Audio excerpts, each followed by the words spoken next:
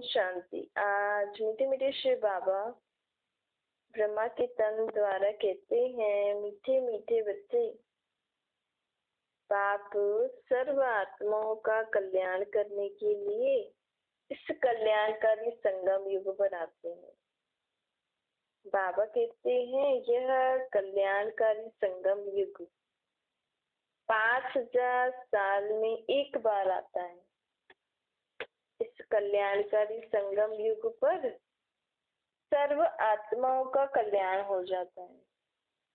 अर्थात जिसको मुक्ति चाहिए उसको मुक्ति मिल जाती है, जिसको जीवन मुक्ति चाहिए उसको जीवन मुक्ति मिल जाती है। अब मुक्ति जीवन मुक्ति मिलती तो सभी आत्माओं को है, लेकिन कोई आत्माएं ज्यादा समय मुक्ति धाम में रहने चाहती हैं। किसी आत्माओं को सत्य त्रेता में जीवन मुक्ति में जीवन जीना अच्छा लगता है। तो मुक्ति जीवन मुक्ति तो सभी को मिलेगी, लेकिन जो आत्माएं सत्य त्रेता में आएंगी ना, उनको जीवन मुक्ति का पाठ ज्यादा समय पाठ बचाने को मिलेगा, और जो आत्माएं सत्य त्रेता में नहीं आएंगी उनको मुक्ति धाम में पाठ बचाने को ज्यादा मिलेगा। तो ये अंतर है। और किन्हीं किन्हीं आत्माओं को मोक्ष चाहिए ना, उन आत्माओं को सदा के लिए मोक्ष तो नहीं मिलता है, परंतु वो एक जन्म, समझो कलयुग का अंत अभी जो चल रहा है, इस कलयुग का अंत जब होगा ना, उससे पहले एक जन्म के लिए आ जाएंगे, चाहे एक दिन के लिए भी आ जाए, तो उनका जैसे मोक्ष का पाठ हो गया। लेकिन इस ड्रामा में हाजिरी तो देने आना ही पड़ेगा ना उनको, ऊपर से नीचे। तो वो एक दिन में ही है ना सुख और दुख का पाठ बचाएंगे। देखो, जीवन मुक्ति अर्थात सुख शांति वाला पाठ, और फिर सुख शांति का पाठ बजाने के बाद फिर दुख शांति का पाठ भी बजाना पड़ता है। तो जो आत्माएं सत्युग में आएंगी वो ज्यादा समय सुख शांति का पाठ बजाएंगी ना, और फिर द्वापर कलयुग में फिर दुख शांति का भी पाठ ज्यादा समय बजाएंगी। ऐसे ही जो आत्माएं द्वापर में आएंगी उनका सुख शांति वाला पाठ भी इस विकारी जीवन में ही होगा। विकारों के बिना जीवन कितनी अच्छी होगी ना। बाबा कहते देखो, आप जरा सोच के देखो, हमारे जीवन में हम काम, क्रोध, लोभ, मोह, अहंकार, ईर्ष्या, द्वेष, नफरत, इन चीजों से बिना वाला जीवन कितना अच्छा होगा। आज लोगों को इन विकारों से कितना डर लगता है ना, लेकिन ऐसी दुनिया भी है, वो भी पूरे 2 युग, जहाँ पे आत्मा इन चीजों से ही अज्ञानता होगी उस दुनिया में आत्माओं को। उस दुनिया में ऐसे कोई वाइब्रेशन ही नहीं होंगे विकारों की, बुराइयों की। ऐसी दुनिया में चलने के लिए अभी हम बाबा को याद कर रहे हैं, बाबा की पढ़ाई पढ़ रहे हैं। कितनी अच्छी दुनिया होगी, असली सुख शांति वाली दुनिया तो वो है ना। तो बाबा कहते हैं ऐसी दुनिया में आप चलने के लिए तैयार हो रहे हो ना। अब बाप हमारे ऊपर ज्ञान की वर्षा करने आए हैं। ज्ञान वर्षा कौन करते हैं? ज्ञान का सागर। अब यह दुनिया में जो गीत बनाया है, जो पिया के साथ है, उनके लिए बरसात। अब कौन से पिया के साथ होने से हमारे जीवन में बरसात आ जाएगी? इससे परमात्मा ज्ञान के सागर बाप पिया के साथ, क्योंकि बाबा से हमें सर्व संबंध निभाने हैं ना। तो जब हम सदा ही इस परमात्मा पिया के साथ रहेंगे तो सदा ही हमारे ऊपर कौन सी वर्षा होती रहेगी? ज्ञान की वर्षा होती रहेगी। पानी की वर्षा तो होती रहती है, पानी की वर्षा नहीं। यहाँ बाबा इस गीत का अर्थ ये है, लेकिन गीत बनाने वाले नहीं जानते हैं।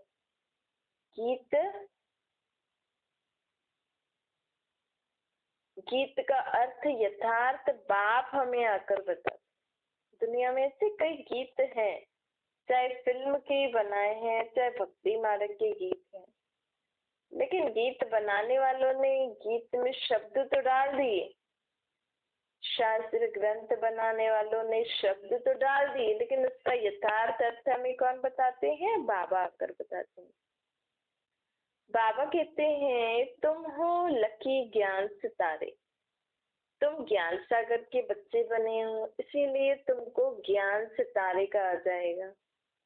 बाप से तुम ज्ञान ले रहे हो ना, नॉलेज की हमेशा एम एंड ऑब्जेक्ट रहते हैं। कोई भी अगर हम कुछ भी पढ़ाई पढ़ते हैं तो उसकी एम एंड ऑब्जेक्ट तो रहती है ना। चाहे छोटेपन में पढ़ते थे तो भी रहता था ना, भाई क्लास पास करनी है इसीलिए पढ़ाई करनी है। अब 6 स्टैंडर्ड पास किया, 7, 8, 9 ऐसे पास एग्जाम का तो रहता था ना कि भाई ये पास करेंगे तो फिर हमें ऐसा होगा कि भाई इसने 6th क्लास पास कर ली। तो कोई भी पढ़ाई से चाहे बड़ी हो चाहे छोटी हो, एम एंड ऑब्जेक्ट तो रहता है ना। अब बाबा भी हमें पढ़ाई पढ़ा रहे हैं तो इसका भी कुछ तो हमें डिग्री मिलेगी, कुछ न कुछ प्राप्ति का रास्ता तो मिलेगा ना। अब तुम बच्चे जानते हो बेहद के बाप द्वारा हम यह पढ़ाई पढ़ रहे हैं। इस पढ़ाई से हमें इस जन्म में पढ़ाई का जो मुख्य उद्देश्य है, aim and object Shri Lakshmi Shri Narayan बनना, वो हमें अभी तो नहीं मिलेंगे।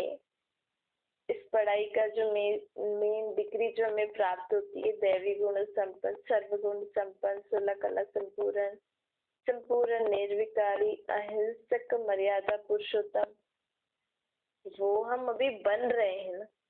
परंतु जैसे हम ये बन जाएंगे ना ऐसे, तो हमें इसका जो प्राप्ति है वो दूसरे जन्म में मिलेगी। मतलब लक्ष्मी नारायण देवी देवताओं जैसा रहना करना, खान पान, कपड़े, घर आदि, दुनिया आदि, वो दूसरे जन्म में मिलेगी।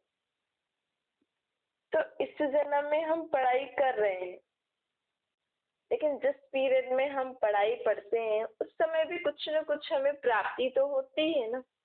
तो इस जीवन में भले हम पढ़ाई पढ़ रहे हैं, भले हमें इसका फल दूसरे जन्म में मिलेगा पूरी रीति से, लेकिन क्योंकि अभी हम परमात्मा के साथ हैं तो इस जन्म में भी हमें कुछ न कुछ प्राप्ति होती रहती है, जिससे हम इस दुनिया में दुख शांति वाली दुनिया में रहते हुए भी स्वयं कभी दुखी नहीं होंगे, परेशान नहीं होंगे।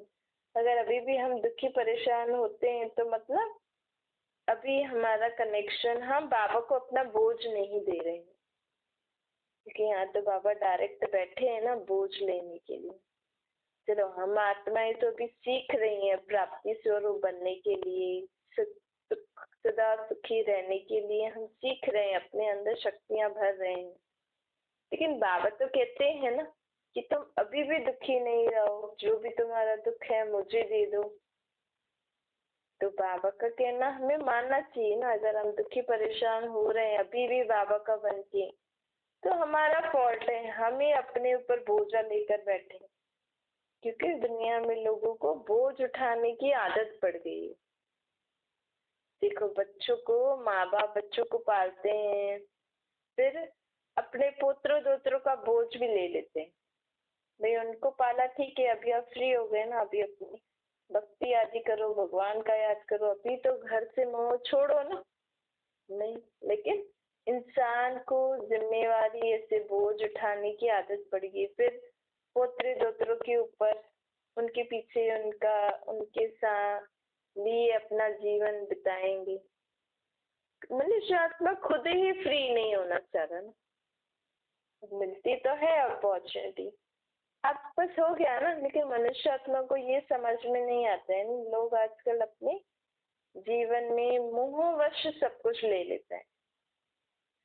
एक जीवन जीने की जो समझ होती है, भाई मनुष्य आत्मा तो आत्मा है ना, आत्मा ने अपना शरीर लिया, फिर अच्छी पढ़ाई करी, कमाया, शादी किया, फिर अपने बच्चों को पाला। ये सब क्यों कर रहे हैं? ताकि दुनिया आगे बढ़ती रहे। नहीं, आज आप किसी बच्चे को जन्म देते हो तो आपने क्या किया, एक आत्मा को शरीर दिया ना।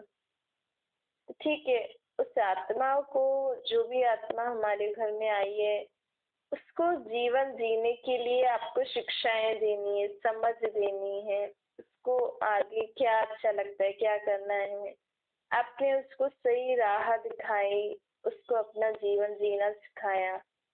बस ठीक है ना, अब जीवन जीना सीख गया, आपने उसकी शादी आदि करा दी, अब आप तो अपने आगे के जीवन के लिए कुछ करो ना। इतना आपने मेहनत करके सब कुछ किया, अभी तो आप अपने आप को इन विकारों से, बुराइयों से थोड़ा दूर रख के चलो। लोग कहते हैं दुनिया में रहते हैं तो विकारों के बिना कैसे रहेंगे, धंधाधोरी कैसे करेंगे, बुराई नहीं होगी, लालच नहीं करेंगे, लोभ नहीं करेंगे, थोड़ा सा ऊंच नीच नहीं करेंगे तो धंधा कैसे बढ़ेगा। ठीक है, आपने कर दिया जो कर दिया, अब आप फ्री हो गए ना, तो कम से कम अब तो आप इन सारी चीजों से मुक्त होकर अपने पाप धो ना, इन सारी चीजों से मुक्त होकर भगवान को याद करो ना। लेकिन लोग अंत तक फिर उनके पोतरे, फिर उनके बच्चे उनको ही पालते रहेंगे, उनमें बिजी रहेंगे। तो एक जीवन, अभी हमने जो कुछ किया इस जन्म में उल्टा सुल्टा, उसका फिर थोड़ा भक्ति भाव करने से थोड़ा पाप धो लो, फिर दूसरे जन्म के लिए हमें अर्निंग करनी पड़े, ये भी तो हमें सोचना चाहिए ना। अब ये जन्म तो जी लिया, तो बाबा हमें हर एक चीज प्रैक्टिकल जीना सिखा रहे हैं। हालांकि बाबा तो हमें कहते हैं आप बच्चे हो, जवान हो या जो भी हो, अभी आपको ये विकार, बुराइयां सब कुछ छोड़नी ही है। भले आप पहले 1000 रुपए कमाते थे, अभी आप ईमानदारी से 100 भी कमाओगे ना, वो भी अच्छा है। वो तो पहले की बात थी, जब हमें ज्ञान नहीं था, तो बाबा उस समय की बात बता रहे। लेकिन अब ज्ञान मिल गया है, अब तो दूसरा युग आने वाला है, अब हमें भी अपने आगे के जन्मों के लिए तैयारी करनी है, कमाई करनी है, ताकि मेरे आगे के जीवन सुख शांतिमय वाले हो, अच्छे हो। उसके लिए बाबा हमें कहते हैं अब तुम कोई भी विकारों बुराइयों के वश काम नहीं करो। भले आपको संबंध निभाने पड़ते हैं, भले आपको धंधाधोरी करने पड़ता है, ठीक है, आप ईमानदारी से है ना, बिना झूठ पाप से 100 रुपए ही कमाओगे ना, दाल रोटी खाओ, वो अच्छा है। लेकिन अब ज्यादा बुराइयां और विकारों के वश होकर अपने जीवन में कोई भी कार्य नहीं करना है, क्योंकि अब हम आत्माओं को परमात्मा क्लीन कर रहे हैं। बाबा क्या कर रहे हैं, हम आत्माओं को बुराइयों, विकारों, भ्रष्टाचार, जो हमारी आत्मा में जो संस्कार से पड़ गए हैं, उनसे हमें मुक्त कर रहे हैं। तो हम अभी भी अगर लोभवश ज्यादा इधर उधर कुछ करेंगे संबंधों में, या ऐसे किसी भी विकार बुराई के वश होकर, हम चाहे गृहस्थी में भी होता है ऐसा, थोड़ी जो बाहर धंधे करते हैं वही लोग ऐसा करते हैं, गृहस्थी चलाने में भी लोगों को इन विकार बुराइयों का काम लेना पड़ता है। अगर ये हम चुप रहेंगे तो लोग तो हमें जीने नहीं देंगे। नहीं, पर बाबा कह रहे हैं ना अभी चुप रहो। अभी कोई आपको मार के भी जाए तो भी आपको चुप रहना है। मैं तुम्हें सहन शक्ति दे रहा हूँ, मैं तुम्हें जीवन जीने के लिए शक्ति दे रहा हूँ ना, आप चुप रहो। आप अब किसी भी बुराई के वश होकर अपना जीवन नहीं जिए। तो बाबा कह रहे हैं ये समय है कमाई का, ये समय है अपनी आत्मा को साफ करने का। इसीलिए परमात्मा की श्रीमत पे सदा रहो। जितना हम बाबा के संग रहेंगे, तो जैसे बाबा हमें श्रीमत का ये जो ज्ञान दे रहे हैं, हमारी बुद्धि में टच होता ही रहेगा कि इस समय क्या करना है, इस समय क्या करना है, ऐसे ऐसे करके। बाबा कहते हैं ज्ञान सागर बाप इतना बड़ा बाबा आता है, लेकिन बाबा आते भी हैं लेकिन महल में नहीं रहते। बाबा जब ब्रह्मा बाबा के शरीर में आए थे तो उस समय छोटे से, हालांकि ब्रह्मा बाबा के पास बहुत धन था, लेकिन फिर भी शिव बाप साधारणता ही पसंद करते थे। अंत तक बाबा बड़े बड़े घरों में नहीं रहे, छोटी सी कुटिया में ही रहे। बाबा को तो साधारण रहना ही पसंद होता है। बाबा कहते हैं कि अब मैं आया हूँ तुम्हारी बुद्धि को फिर से स्वच्छ करना। अब तुम्हारी बुद्धि में आता है ना कि हम ही सत्य त्रेता द्वापर कलयुग चक्कर लगाकर अब आकर फिर से बाप के बने हैं, फिर से बाप की गोद ली है ना। आत्माएं निराकार तो बाप भी निराकार। आत्मा इस दुनिया में शरीर लेकर बैठी है तो बाप भी शरीरधारी बनकर आता है। बाबा कहते हैं अब मैं तुम्हें समझ में आया ना, मैं सर्वव्यापी नहीं हूँ, मैं अब आया हुआ हूँ दुनिया में। पहले मैं इस दुनिया में नहीं रहता था। मैं तो तुम बच्चों के लिए आता हूँ, मेरा तो इस दुनिया में कोई है नहीं ना, तुम बच्चे ही हो मेरे। देखो मेरे पास तो अपना शरीर भी नहीं है।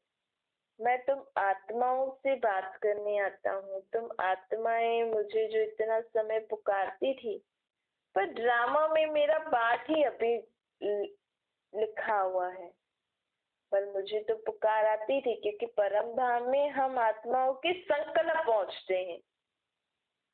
अगर हम सच्ची मन से, कहते ना, अगर सच्ची मन से भगवान को याद करो तो फिर वो सुनता है, क्योंकि मन क्या करता है, संकल्प करता है। दुनिया में कितनी भी फास्ट चलने वाली कोई भी चीज हो, चाहे रॉकेट ही क्यों न हो, लेकिन सबसे तीखा कौन सा रॉकेट है, संकल्प का रॉकेट। अभी अभी आपने सच्चे मतलब सच्चा मन मतलब मन की शुद्धता से, एकदम शुद्ध, किसी के प्रति कोई वैर भाव ऐसी बुराई आदि नहीं, एकदम शुद्ध मन से जब हम भक्ति मार्ग में भगवान को याद करते थे ना, तो हमारी वो मन की पुकार परमात्मा तक, परम धाम तक पहुंचती थी। क्योंकि सबसे तीखा जो है इंस्ट्रूमेंट वो है संकल्प। संकल्प जो हम करते हैं, संकल्प से तीव्र गति से जाने वाला और कोई नहीं है। तीव्र गति संकल्प की ही होती है। अभी अभी आपने संकल्प किसी के प्रति भी किया, अभी अभी आपका वो संकल्प उस आत्मा तक पहुंच भी गया। आपने किसी के लिए संकल्प किया बाबा को याद करके, बाबा उस आत्मा को शांति दो, शांति मिले। अभी अभी सभी को उनको शांति मिल गई। अभी अभी मैंने सच्चे मन से परमात्मा को याद किया, अभी अभी परमात्मा तक मेरी याद पहुंच गई।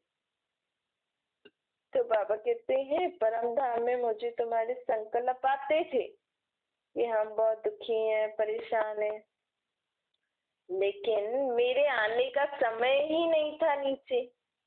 मेरे आने का समय अभी हुआ है, तो मैं अभी ब्रह्मा के तन में आकर तुमसे मिलने आया हूँ। तुमको मैं सहज उपाय बताता हूँ, जो तुम भक्ति मार्ग में इतना रड़िया मार मार के मुझे बुलाते हो ना, याद करते हो, तुम्हारी पुकार मेरे तक नहीं पहुंचती थी। तुम्हारी सिर्फ वही पुकार मेरे तक पहुंचती है जो तुम मन से करते हो, शुद्ध मन से, एकदम शांत स्थिति से, शोर शराबा नहीं। सोचो भक्ति कहाँ, भगवान हमें क्या बोल रहा है और भक्ति में लोग कितना कर रहे हैं, कितना शोर शराबा, कितने वैरायटी टाइप ऑफ भक्ति कर रहे हैं, पर भगवान को ये सब पसंद ही नहीं है, वहां तक पहुंचता ही नहीं है। बाबा को तो और ही हम पे रहम आता है। बाबा कहते हैं जब मैं भगत आत्माओं को देखता हूँ ना, क्या क्या करते हैं, इतनी ठंडी में जबरदस्ती जाके पानी में स्नान करेंगे, ठंडे ठंडे पानी में, तो क्या होगा? फिर अगर बीमार पड़ गए तो फिर मुझे ही दोषी ठहराते हैं। नहीं, अब सोचो, आपको आपके दो तीन बच्चे आपको पहचाने ही नहीं, आपको माने ही नहीं, जाने ही नहीं, और आपको ही याद कर रहे हैं, लेकिन आप उनको कह रहे हो कि हम ही आपके माँ बाप हैं। पर वो आपको मान ही नहीं रहे। आपके माँ बाप वो भले दूसरी फोटो लेके बैठे हैं लेकिन याद आपको कर रहे हैं। आपको उनकी बात समझ में आ रही है कि ये हमें ही याद कर रहे हैं, लेकिन उनके पास ना आपकी असली पहचान नहीं है। तो सोचो उस हालत में आप क्या करोगे। आपके बच्चे आपको ढूंढने के लिए, आपसे मिलने के लिए अलग अलग प्रयत्न कर रहे हैं। आप देख रहे हो, आपको पता है ये मेरे से हमसे मिलने के लिए अलग अलग प्रयत्न कर रहे हैं, लेकिन फिर भी आप उनको समझा नहीं पा रहे हो, वो आपकी सुन नहीं रहे। तो आप क्या करोगे? सेम सिचुएशन ना परमात्मा की भी है। परमात्मा जानते हैं कि हम सब आत्माएं उनको याद कर रहे हैं, क्योंकि हम परमात्मा ही तो हमारा माता पिता है ना। हम पुकार रहे हैं माता पिता आओ, भगवान आओ, ईश्वर अल्लाह आओ, और यहाँ बाबा हमें आकर मिल रहे हैं। लेकिन बाबा अपना संदेश बच्चों को बोल रहे हैं कि मैं आया हुआ हूँ, मुझे निराकर, लेकिन फिर भी बच्चे सुन ही नहीं रहे। तो परमात्मा भी उनकी मदद कैसे करेंगे? आप भी, अब जो बच्चे आपको पहचान नहीं पा रहे लेकिन आपको ही बुला रहे हैं, आपको ही याद कर रहे हैं, लेकिन आपकी सुन ही नहीं रहे, तो आप उनकी मदद कैसे करोगे? तो बाबा भी फिर किसी और के जरिए, जिनको भी वो मान रहे हैं, सुन रहे हैं, आप उनके जरिए उनकी मदद करोगे। चलो ठीक है, हमें नहीं पहचान रहे लेकिन इतना दुख परेशानी हो रहे, चलो इनकी सुन रहे हैं, आप ही इनको जाके खाना दे दो, कपड़े दे दो, मदद कर दो। ऐसे ही सेम सिचुएशन है। परमात्मा जानते हैं मेरे बच्चे दुखी परेशान है, लेकिन बच्चे समझ नहीं पा रहे हैं कि हम आत्माएं, हमारा बाप परमात्मा ये है।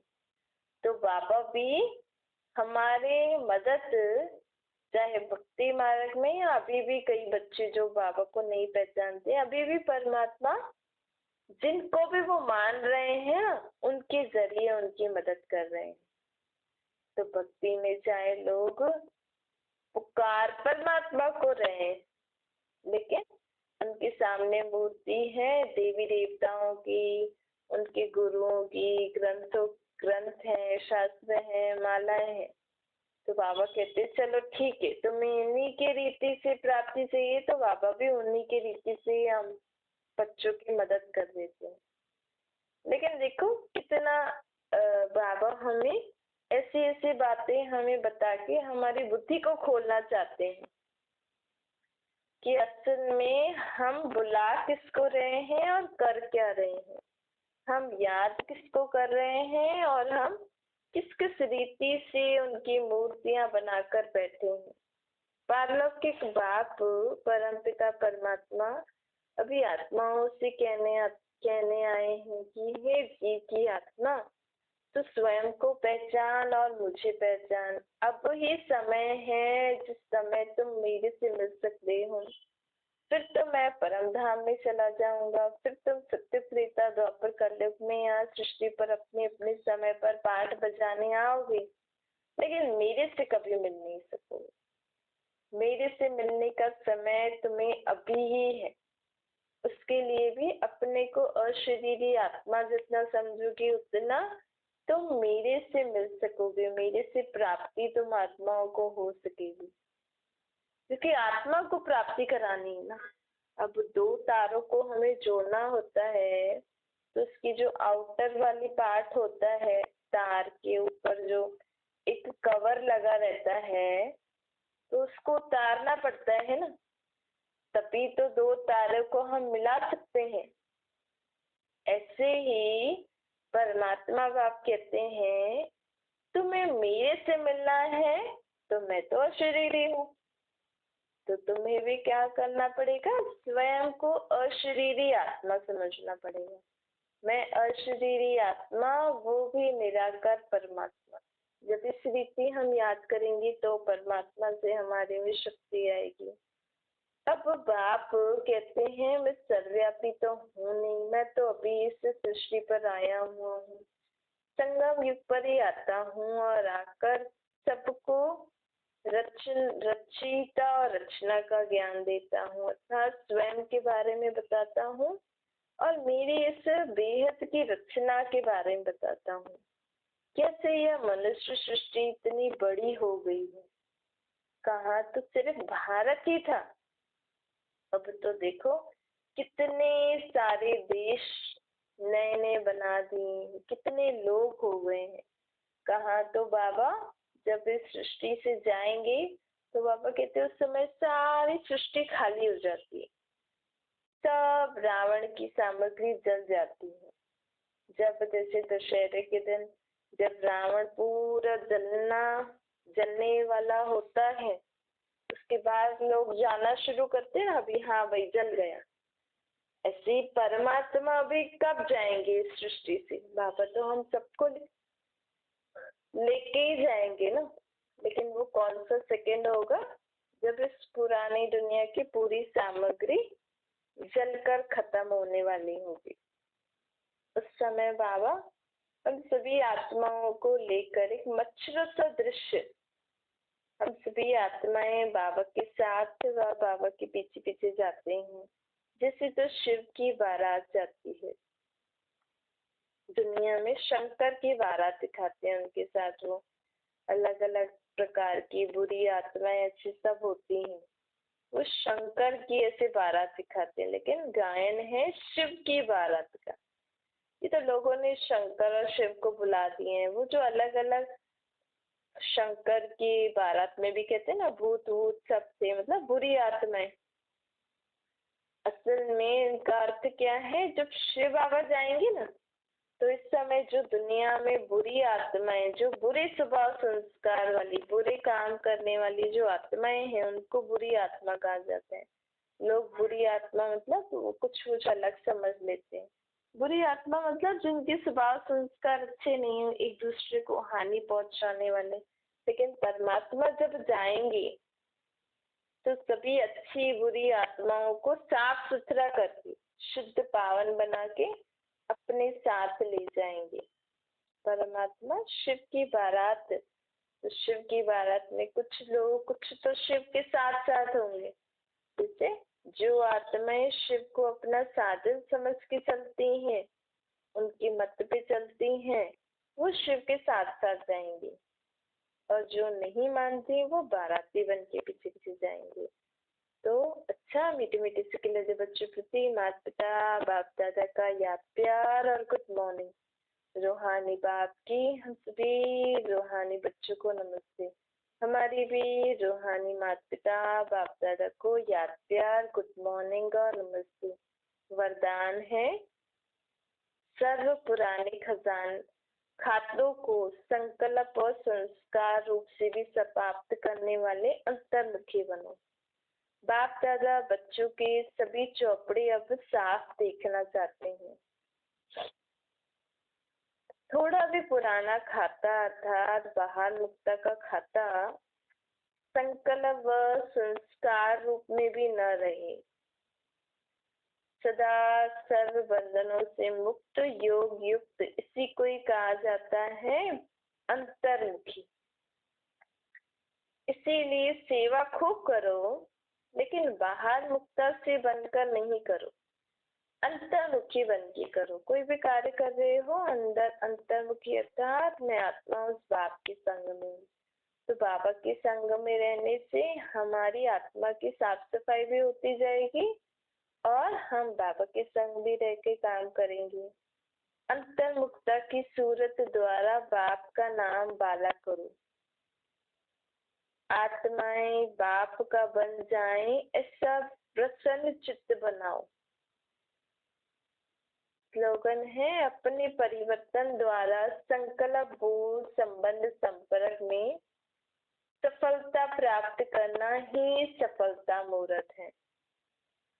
अपने परिवर्तन द्वारा हमारे संकल्प बोध संबंध संपर्क में सफलता प्राप्त करो, मतलब हमारे संकल्प बोध संबंध संपर्क में अब परिवर्तन आ जाना चाहिए।